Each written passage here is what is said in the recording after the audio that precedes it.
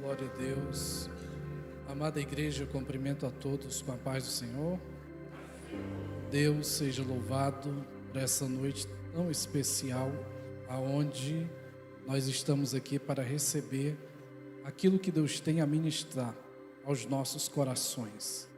Eu quero louvar a Deus pela vida do meu amigo pastor Carlinhos, pela confiança, pela vida do meu amigo presbítero Ivan, líder do Ministério da Família também, que me fez o convite, pela vida da minha digníssima esposa, a qual, quando eu a conheci, ela era regente do departamento de mocidade aqui desta igreja, né? Eu estava ali no Serve Luz com o pastor Maurino, Jéssica estava aqui com o pastor Dantas na época, e deu certo, e vai dar certo até Jesus voltar, em nome de Jesus, né? Louvo a Deus por cada amigo que temos aqui, são muitos, eu não vou mencionar para não ser injusto, mas são pessoas amadas que sempre que chegamos aqui nos sentimos tão bem, fazemos parte dessa família, né? Quero mencionar ali a irmã Fabiana, a irmã Mara, que faz tempo que eu não os vejo, estavam na Europa, retornaram, Deus abençoe, muito bem ver vocês aqui, tá bom? Queridos, tem um tema proposto para essa noite, que é Isaías capítulo 55, versículo de número 8, e eu não vou deixar de adentrar no contexto desse tema, mas eu quero ler com a igreja o livro de Ruth, capítulo 1, versículo de número 1, até ao versículo de número 6. Livro de Ruth, capítulo de número 1, versículo de número 1, até ao versículo de número 6. Esse livro está localizado após o livro de Juízes, no Antigo Testamento. Nós temos aqui dentro desse texto algumas lições de suma importância para aplicar na nossa vida. E eu tenho certeza que você não vai sair daqui nessa noite sem ouvir Deus falar com você. Louvado seja Deus. Livro de Ruth, capítulo 1, versículo 1 ao 6, diz assim: Nos dias em que julgavam os juízes, houve fome na terra, e um homem de Belém de Judá saiu a habitar na terra de Moabe, com a sua mulher e com seus 2 filhos. Este homem se chamava Elimeleque, e a sua mulher Noemi. Os filhos se chamavam Malom e Quilion, efrateus de Belém de Judá. Vieram à terra de Moabe e ficaram ali. Morreu Elimeleque, marido de Noemi, e ficou ela com seus 2 filhos, os quais casaram com mulheres moabitas. Era o nome de uma Orfa e o nome da outra Ruth. E ficaram ali um período de quase 10 anos. Morreram também ambos os filhos de Noemi, Malom e Quilion, ficando assim a mulher desamparada de seus 2 filhos e de seu marido. Versículo de número 6 diz: Então se dispôs ela com as suas noras e voltou da terra de Moabe, porquanto nesta ouviu que o Senhor se lembrara do seu povo, dando-lhe pão. Amém. Glorifique ao Senhor por essa palavra. Queridos, escute bem. O tema desse culto é entregando-se aos planos de Deus para a minha família, ou vivendo os planos de Deus para a minha família. Existe algo que precisamos ressaltar nessa noite. Existem os planos de Deus para nós, e existem os nossos próprios planos para nós. Nós vemos aqui uma família que servia ao Deus de Israel, isso é claro. O texto vai falar que essa família era uma família que era alguém ligada a uma vida piedosa, a uma vida religiosa, a uma vida de sacrifício a Deus. Mas em um dado momento de uma crise que assola a terra de Belém de Judá, nos dias em que os juízes julgavam, a Bíblia vai dizer que houve uma grande fome naquela terra. Observe que ao olhar para esse texto, essa família, ela vai se posicionar. Nós precisamos planejar algo, nós precisamos decidir algo, para que não venhamos perecer, em meio a esse contexto de fome, de crise, de necessidade. E essa família, sem dúvida, vai fazer o que todos nós fazemos. Eles sentam, eles conversam, eles analisam as possibilidades e eles chegam a um denominador comum. E a decisão deles é uma decisão precipitada. Mas a princípio vemos que mesmo essa família sendo servas do Deus de Israel, eles estão sendo assolados por uma tamanha crise. A princípio, o texto da Bíblia Sagrada aqui vai nos dar uma primeira lição: ninguém está imune à crise, ninguém está imune ao sofrimento. A Bíblia diz que tudo sucede a todos de igual forma. Tudo que sucede ao justo também sucede ao ímpio, porque caso diferente, Deus não seria justo, Deus seria injusto. Ao olhar para essa realidade, nós vemos que todos nós estamos vulneráveis a uma situação adversa que pode acometer o casamento, que pode acometer a vida dos filhos, que pode suceder ao âmbito do lar, ao ambiente familiar, pois ninguém está imune ao sofrimento. Observe que Paulo, em Efésios 6, ele vai nos orientar, nos revestir das armaduras espirituais para resistir o dia mau, porque esse dia mau, ele chega para qualquer um de nós. Observe que em João 16, versículo 33, Jesus vai dizer: no mundo tereis aflições. Ninguém está imune ao sofrimento, mas tende bom ânimo, eu venci o mundo. Observe que em Mateus capítulo 7, versículo 24 ao 27, Jesus, ele vai falar da realidade de dois construtores. Um decide construir a sua casa na areia, outro decide construir a sua casa na rocha. A questão aqui é que muitos não observam que as duas casas, elas sofrem as mesmas adversidades. Você vai ver que contra a casa que foi firmada na areia, desceu a chuva, transbordaram os rios, sopraram os ventos e vieram com impetuosa força contra aquela casa, sendo que ela caiu. Mas contra a casa que estava firmada na rocha, a mesma coisa, caiu a chuva, transbordaram os rios, sopraram os ventos e vieram com impetuosa força contra aquela casa, mas ela não caiu. Observe que a diferença não é em passar ou não passar, porque todos haverão de passar por lutas, todos haverão de passar por problemas, todos haverão de passar por crises, situações adversas em sua vida. Mas a questão aqui não é se você está ou não passando, a questão aqui é aonde a tua casa está firmada, aonde o teu casamento está firmado, aonde a vida dos teus filhos estão alicerçada, aonde a tua família está fundamentada. Porque o que me faz resistir à adversidade é a diferença do meu alicerce, aonde eu estou alicerçado. O que Jesus está dizendo é: você vai passar por aflição, você vai passar por luta, você vai passar até pela crise, mas se você estiver na rocha, a luta vai passar e você permanece de pé,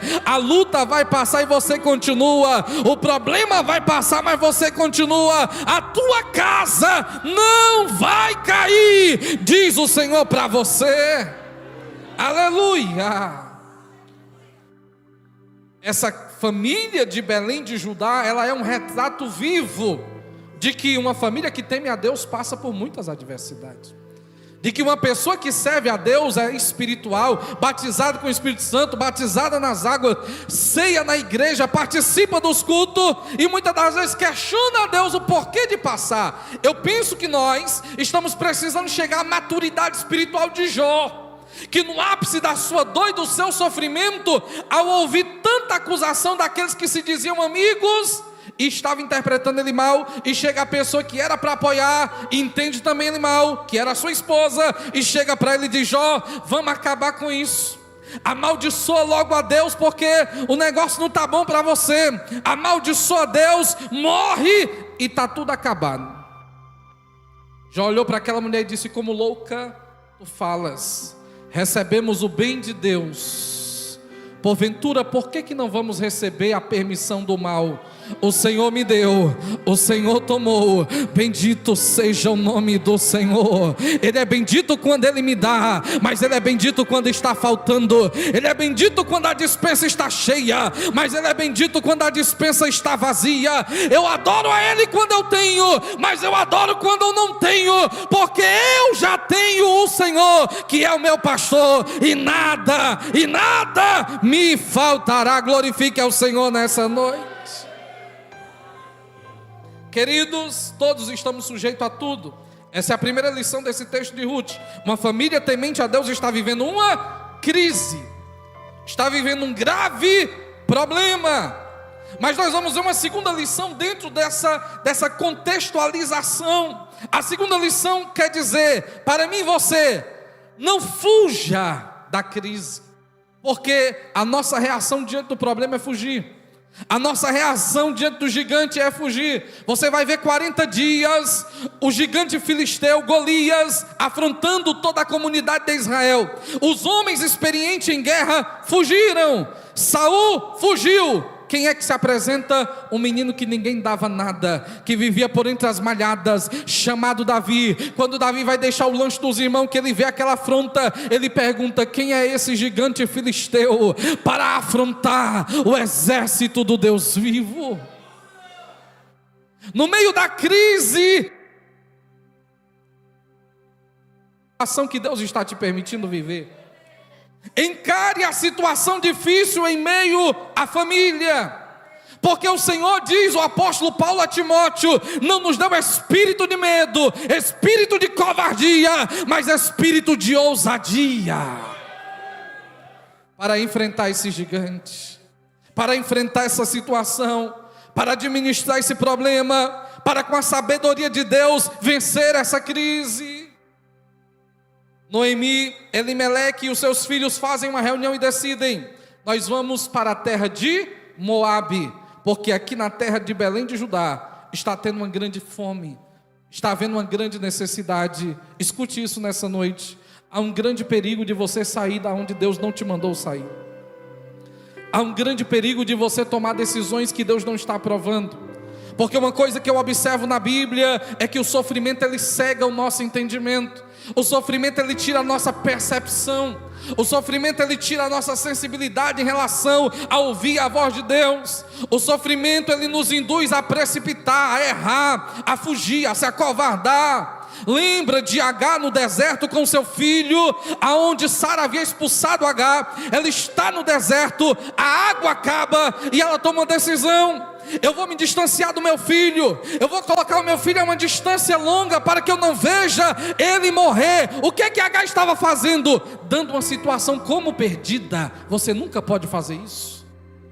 E ela distancia o menino e ela diz: eu não quero ver o meu filho morrer. E ela chora de um lado, o menino chora do outro, mas Deus lá no céu está ouvindo, que é o choro de alguém que está passando por uma dor tamanha. Deus envia o anjo e diz: não chores, Agar. Deus ouviu o choro do menino e Ele vai transformar ele em uma grande nação. Aquilo que Agar estava dando como perdido, Deus está dizendo: não é o fim. Bendito seja o nome do Senhor. E o texto vai dizer que depois que o anjo fala com ela, ela vê um recipiente de água. O sofrimento cega. A gente não vê porta, não vê saída, não vê solução. Mas quando a gente ora, quando Deus fala com a gente recebe direcionamento. Porque quem tem direção de Deus não erra. Observe, eles tomam uma decisão errada. Eles fogem da crise e eles decidem: vamos para a terra de Moabe. Havia dois graves problemas aí. O primeiro, fugir da crise. Deus não ordenou que eles saíssem de Belém. E o que eles deveriam fazer? Daqui a pouco eu vou lhe dizer. Segundo, Eles vão para a terra de Moabe, que era uma terra debaixo de maldição. Quem era Moabe? Conforme Gênesis 19, versículo 37, Moabe é filho de Ló com a sua filha primogênita. Ele é fruto de uma relação incestuosa. Moabe é uma terra que nasce em um pecado gravíssimo. Moabe é uma terra que na saída do povo do Egito se recusou a tratar com hospitalidade os hebreus. E porque eles não abraçaram o povo de Deus, Deus amaldiçoou a terra de Moabe. E lá em Deuteronômio capítulo 23, Deus diz para Israel: eles estão excluídos da assembleia solene. Deus está dizendo para Israel: não procurem nem para a paz, nem para a aliança. Deus determina que Moabe estava cerrada debaixo da maldição. Então Noemi, Elimeleque e os seus filhos tomam a decisão: nós vamos para a terra de Moabe. E o que foi que aconteceu ali? Graves consequências, graves percas, porque aquilo que eu faço fora da direção de Deus não terá êxito. Aquilo que eu faço fora da direção de Deus não será bem sucedido. Aquilo que eu faço fora da direção de Deus vai gerar percas e graves consequências, não só para mim que estou tomando essa decisão, mas para toda a minha casa e para toda a minha família. Você já parou para perceber que nós líderes do nosso lar, pai ou mãe, se você toma uma decisão errada, a tua família vai pagar por causa de você, vai sofrer por causa de você. O que era que eles deveriam ter feito?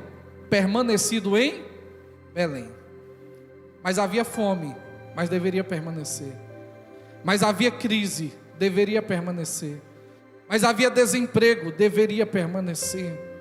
Mas não tinha recurso, deveria permanecer. Mas que Deus é esse tão ruim? Ele não é ruim. Ele é o Deus que do nada Ele faz surgir tudo. Ele é o Deus de provisão. Ele é o Jeová Jireh. Ele é o Deus das portas abertas. Ele é o Deus dos caminhos abertos. Ele é o Deus do maná que cai do céu. Ele é o Deus de toda e qualquer provisão. Ele é Deus que cuida de quem confia nele na pior situação. Escute bem, eles deveriam permanecer. Nós vamos ver um texto similar em questão de situações em Gênesis capítulo 26. Você vai ver que tudo aqui é questão de família. Se você estiver atento, observe que Isaac, ele está numa terra onde há uma grande fome, mesmo problema de Noemi e família. Gênesis 26, Isaac está em uma terra que reina a fome. E o que é que Isaac vai lembrar? Vai lembrar do seu pai Abraão. Olha como as nossas ações hoje vai refletir nos nossos filhos amanhã. Isaac vai lembrar do seu pai Abraão. O que é que Isaac vai lembrar? Papai, quando enfrentou uma situação como essa que eu estou enfrentando hoje, ele fugiu. Ele foi para o Egito. Isaac lembrou que Abraão, na época da sequidão, saiu e desceu para o Egito. Problema: se Abraão não tivesse ido para o Egito, muitos problemas teriam sido evitados. Mas Abraão, que mesmo sendo o pai da fé e um homem de Deus, ele era homem, e homem de Deus não é perfeito. Nós vamos errar em algum momento. Ele erra, e ele desce ao Egito, gerando sérias consequências. Quando Isaac vai dizer: eu vou andar nas passadas do meu pai, eu vou descer ao Egito, Deus chega e diz: não, Isaac, tu não descerás ao Egito.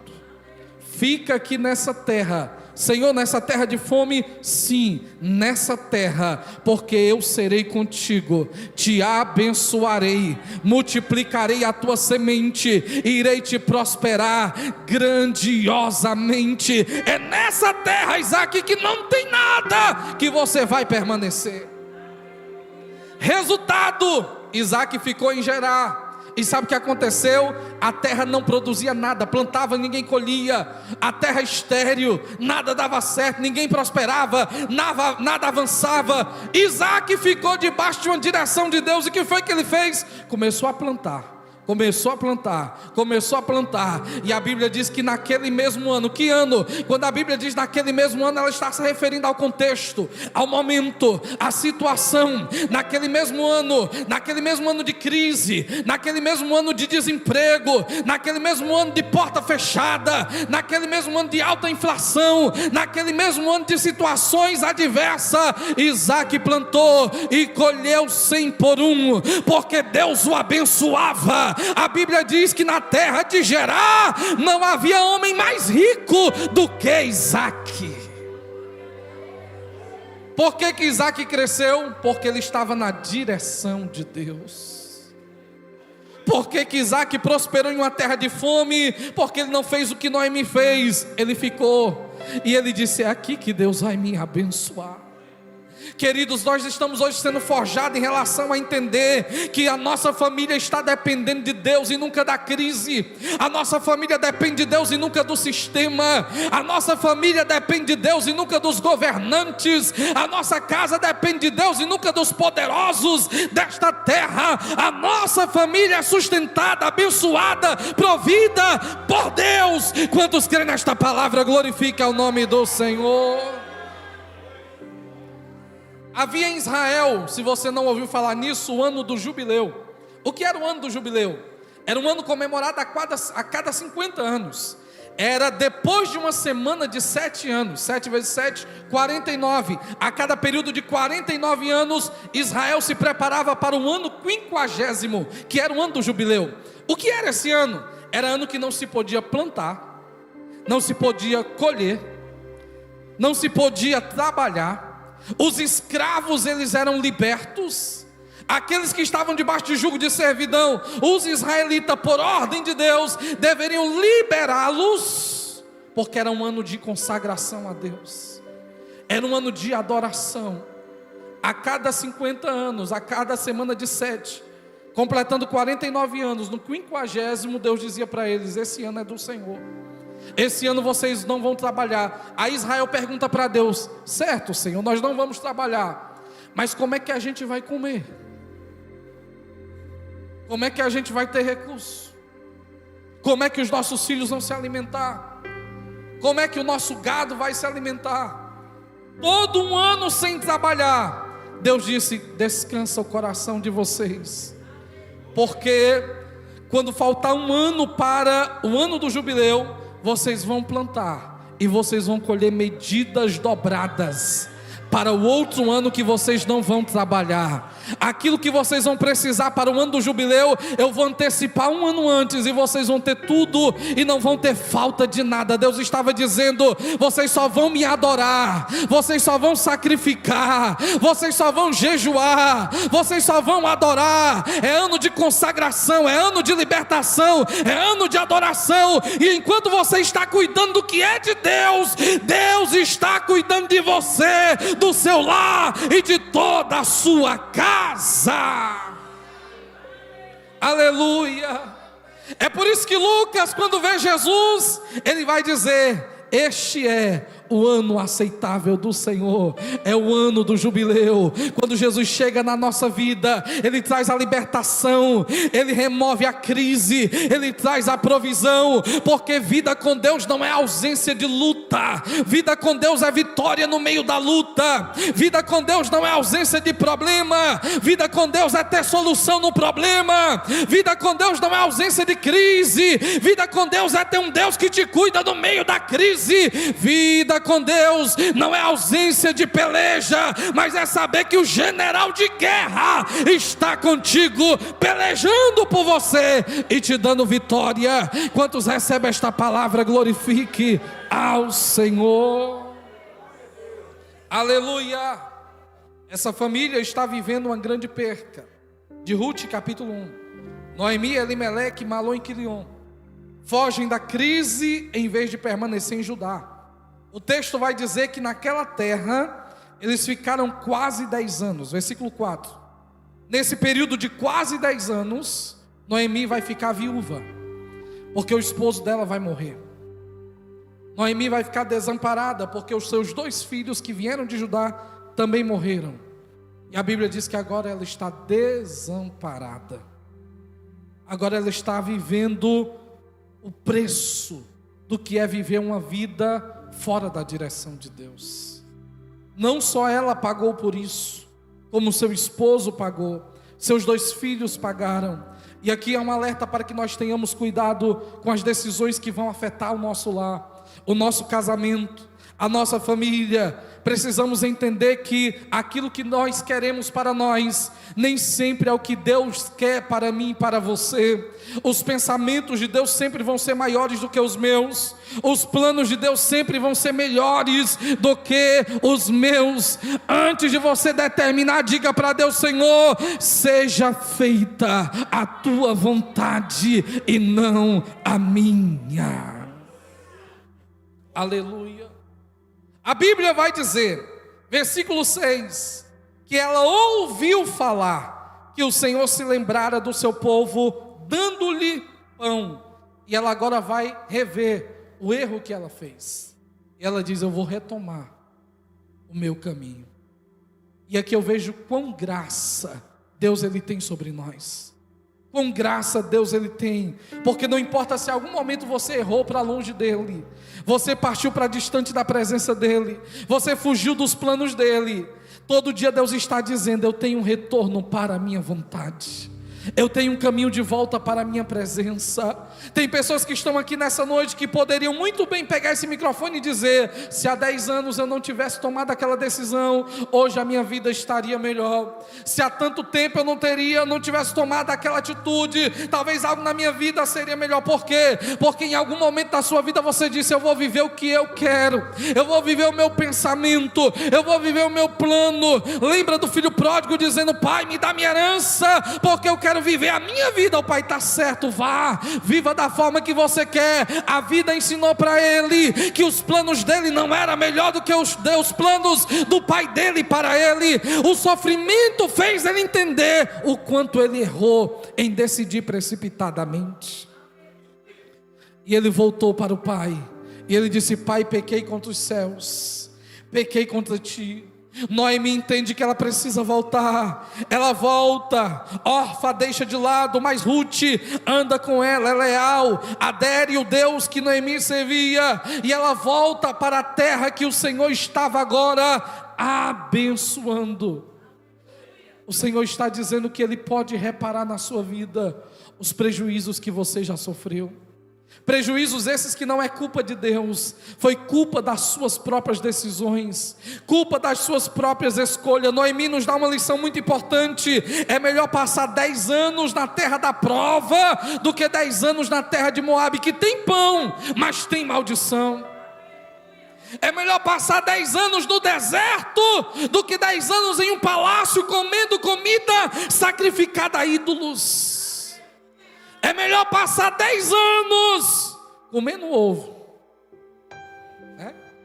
do que viver nos palácios aonde há luxúria, vaidade, idolatria, pecado e todo tipo de devassidão. O Senhor está dizendo para você: tenha cuidado. É melhor passar 10 anos solteiro do que viver um namoro, um noivado, um casamento mal ajeitado e mal acertado. Cuidado com as tuas escolhas e as tuas decisões. Noemi passou quase 10 anos em uma terra debaixo de maldição.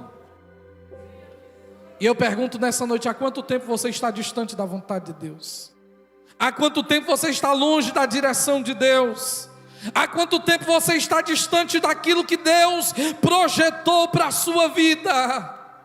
Deus está dizendo: volta pelo caminho que você foi.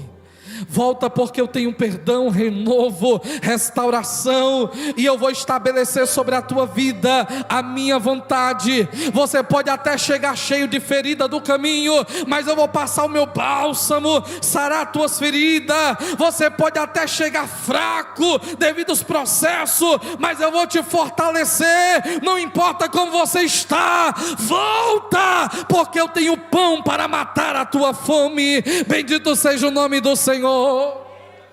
Fica de pé neste momento em nome de Jesus. Escute isso. Noemi, ela vai nos ensinar muitas coisas, mas essa família, em meio a uma crise, eles têm um segundo plano. eles têm um plano B, mas o Senhor está dizendo para você que Ele não tem segundo plano para você. Ele tem um plano, e esse plano é infalível. Deus, Ele tem um plano, e esse plano não pode ser frustrado para a tua vida. Não faça nada sem antes falar com Deus. Não faça nada sem antes ir ao teu quarto de oração, ao altar de oração, e dizer: Senhor, é isso que o Senhor quer para a minha vida? É isso que o Senhor tem para mim? Ou você vai orar e viver a vontade de Deus, ou você vai sofrer as consequências de escolhas erradas em sua vida. Mas o Senhor está dizendo que se você deseja viver os planos dEle, Ele vai realizar algo tão maravilhoso na sua vida. Ele vai realizar algo tão grande. Quando o Senhor chamou Eli no período tão obscuro na nação de Israel, Ele disse: Eli e Samuel, eu tenho a fazer algo no meio do meu povo tão grande, que quem ouvir vai se assombrar com o que vai acontecer. Sabe o que é isso? Os planos de Deus. A gente aprende aqui que os planos de Deus, eles não são uma linha reta. Os planos de Deus são altos e baixos. Ora você vai estar em uma terra que tem muito pão, daqui a pouco essa terra falta pão.